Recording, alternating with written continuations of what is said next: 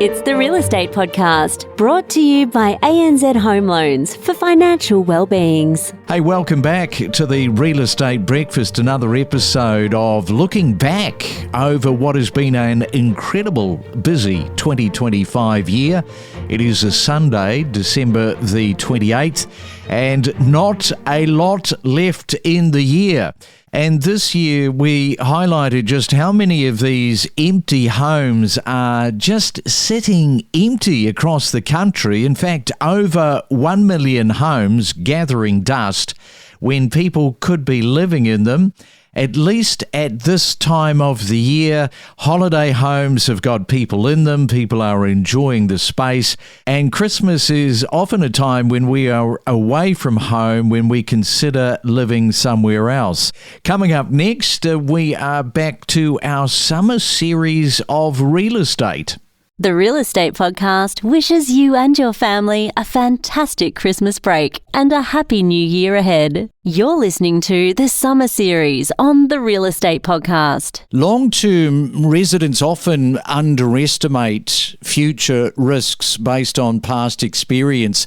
You know, the whole raising awareness, improving access to risk data and a whole lot of other things is going to, I guess, help people just to understand that this is not something that is retreating at the moment. You know, underestimating these disasters is a really bad starting point. Yeah, again, so in our research, we talked to stakeholders working in this area, and a lot of them said that this is really an issue. I mean, obviously, local knowledge is also important because people understand, if we are talking about flooding, they understand the river. But because of climate change, actually, a lot of the natural hazards or the events become more impactful, and that's where sometimes past experience doesn't help. I mean, again, we have seen that in the Lismore floods. I actually was there at that point in time, and we stayed in Ballina, and people told me, oh, we get never flooded. It's usually Lismore. And then the next day there was flooding.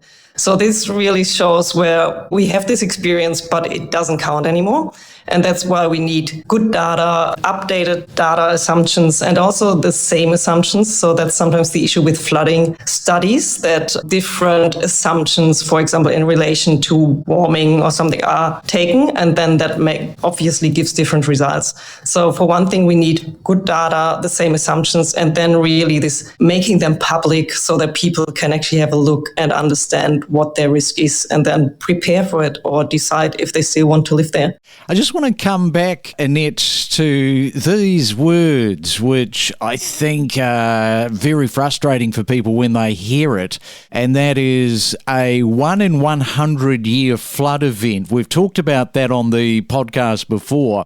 I wish people would actually stop saying this now, because, you know, you can have 2 events or even 3 events within the time frame of 2 years, and that should be 300 years, not 1 in 100. You're exactly right. And I remember there was this great heading, what is a 100-year flood event and why does it happen so often?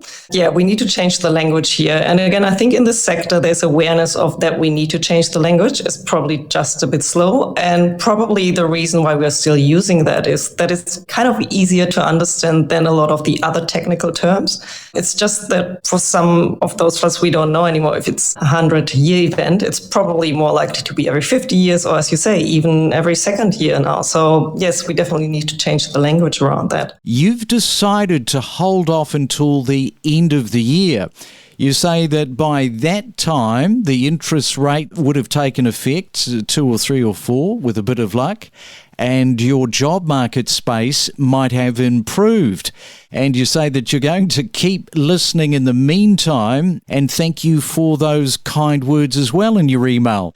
That is great that you could share your property journey with us. I've got to say, there is a lot to unpack there. You would have heard me advocating time and time again only to buy when you are ready. Yes, real estate agents will always say the best time to buy is now. However, we're not a real estate company and therefore not in the game of selling properties. So, Jacko, I think you've done the right thing there. Job security in many industries isn't a guarantee. Well, let's face it, in what job do you get these days where you can say, I've got a guaranteed job for the next 2, 3, 4 years? So if it is a little bit shaky, waiting out rather than buying and then potentially losing your job after you've done that and then maybe forced into a sale, that would be a bad result all round. So thank you very much for sharing that with us. Right now, let's welcome in to the Real Estate Breakfast Nicola Powell from Domain, who has been patiently listening to Jacko's dilemma.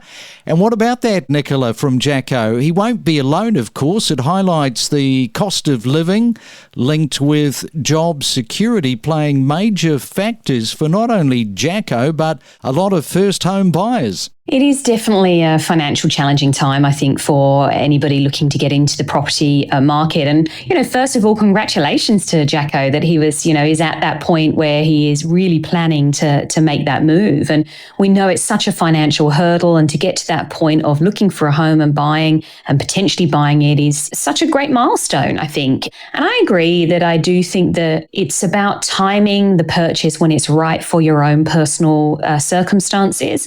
I think the worst scenario that you could potentially be in is losing your job and then defaulting on those mortgage repayments. And, there's two ways to look at affordability. It's not only saving a deposit, but it's also the ongoing repayments that you need to be able to make.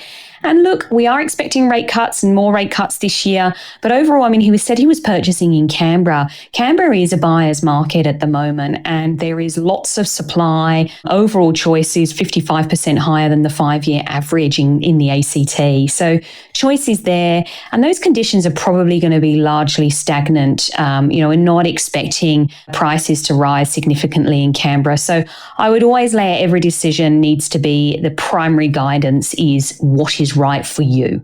Yeah, absolutely. And it kind of nicely segues us into Domain's latest first home buyer report. Now, that has been released this morning, and it reveals that purchasing a unit can shave nearly 2 years off the time needed to buy a home compared to a house. So maybe just sort of set that up a little bit for us this morning, Nicola. So units do offer a quicker pathway to being able to save that lump sum deposit. And that is of course, because prices are much lower in the unit sector compared to houses. And with this first home buyer report, we actually focused in on the entry price point. So that's what's called the 25th percentile, which is much more in line with what a first home buyer is really going to be aiming for financially. And look, across all of our capital cities, and the gaps are slightly different.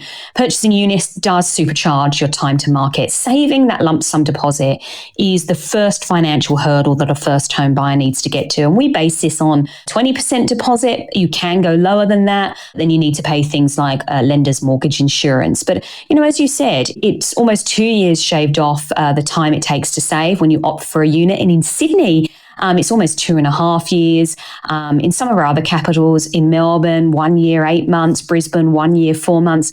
So it really is supercharging your speed to market. And I think for many, particularly with the tight rental markets that are still in many parts of Australia, first home buyers are really trying to supercharge access to the market. The top reason that people are calling us now, the most common conversation that we're having with clients is about mortgage arrears. And in the 10 years that I've been in the financial counselling sector, that's never been the case before. It used to be an unusual conversation, or it definitely wasn't the conversation that we were having every day with people. And, they were always the hardest conversations because, you're talking about someone's home. Yeah, so it's been a big shift really in the work that we do on the National Debt Helpline.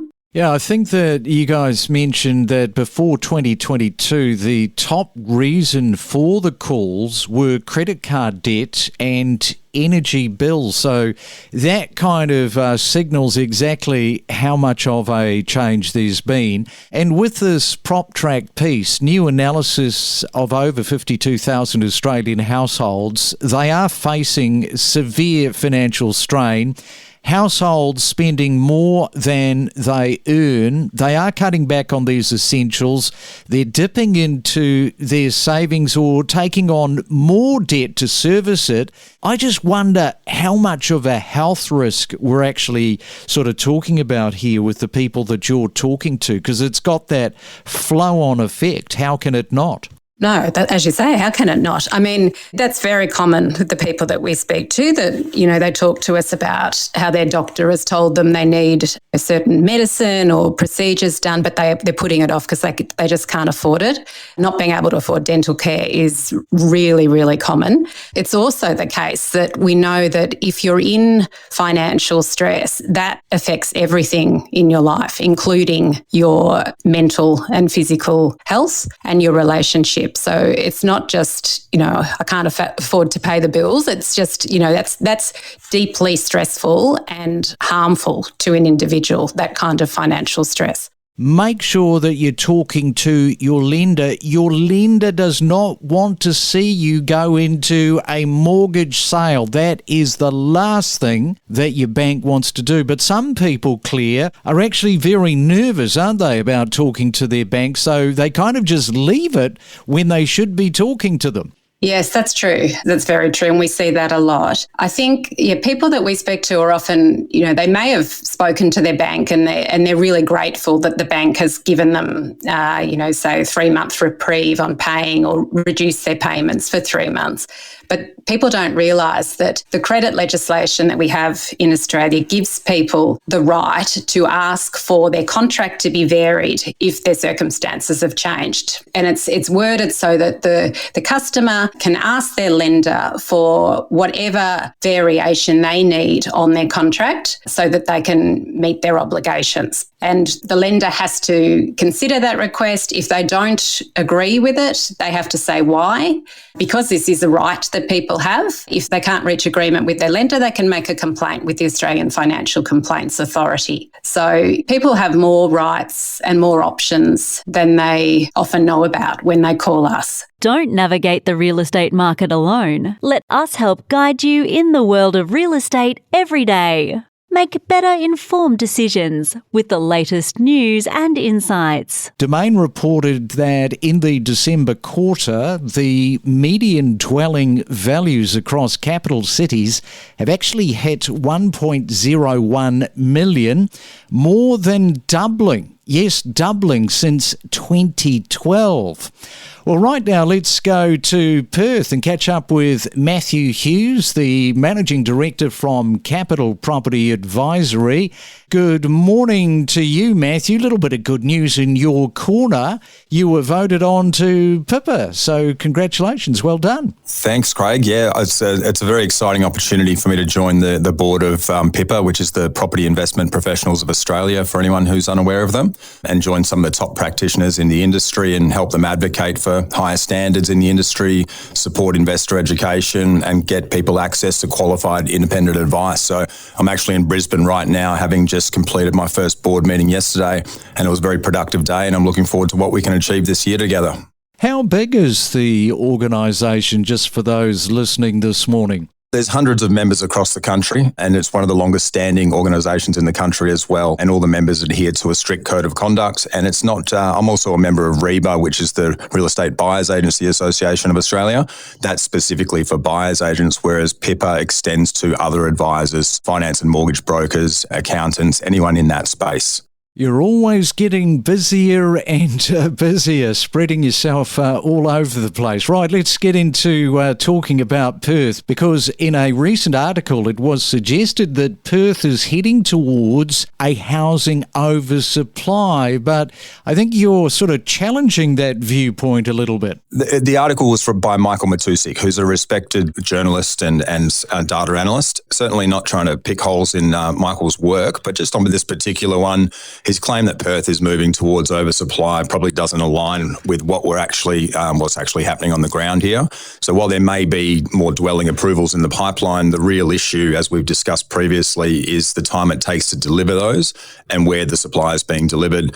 And the reality is that in areas with good transport links, employment hubs and essential amenities, land supply is still critically low in Perth. The available land that we see tends to be out on the far urban fringe, so you see the city further sprawling out, which is not what we want. And out there, the demand tends to be weaker and infrastructure is still catching up. And then on top of that, again, as we've discussed previously, many builders are struggling with labour shortages and material costs, meaning that even approved homes are going to be taking a lot longer to build.